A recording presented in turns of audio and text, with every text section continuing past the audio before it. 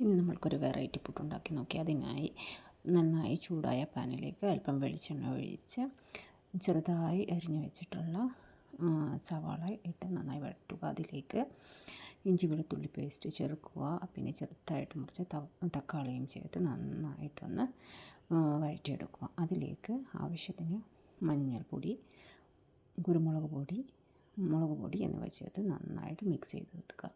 അതിനുശേഷം വേവിച്ച് വെച്ച ചിക്കൻ ഇട്ട് ആവശ്യത്തിന് ഉപ്പും ചേർത്ത് നന്നായിട്ടൊന്ന് മിക്സ് ചെയ്ത് വെക്കുക. നേരത്തെ തയ്യാറാക്കി വെച്ച പൊട്ടുപൊടിയിലേക്ക് ഈ ചിക്കൻ്റെ മിക്സ് കുറേശ്ശെയായിട്ട് ചേർത്ത് നന്നായിട്ട് ഇളക്കിയെടുക്കുക. അതിനുശേഷം ഒരു പുട്ടുകുറ്റിയിലേക്ക് നമ്മൾക്ക് അല്പം തേങ്ങ, പുട്ടുപൊടി എന്ന രീതിയിൽ ഇട്ട് നമുക്ക് ആവി കയറ്റിയെടുക്കാം. നല്ല ടേസ്റ്റാണ്. ഇത് പ്രത്യേകിച്ചിട്ട് കറിയൊന്നും വേണ്ട. കുട്ടികൾക്കൊക്കെ വളരെയധികം ഇഷ്ടപ്പെടും. എല്ലാവരും ഒന്ന് ട്രൈ ചെയ്ത് നോക്കണേ. ആദ്യമായിട്ടാണ് എൻ്റെ ചാനൽ കാണുന്നതെങ്കിൽ മറക്കാതെ ഒന്ന് സബ്സ്ക്രൈബ് ചെയ്യണേ. Thank you.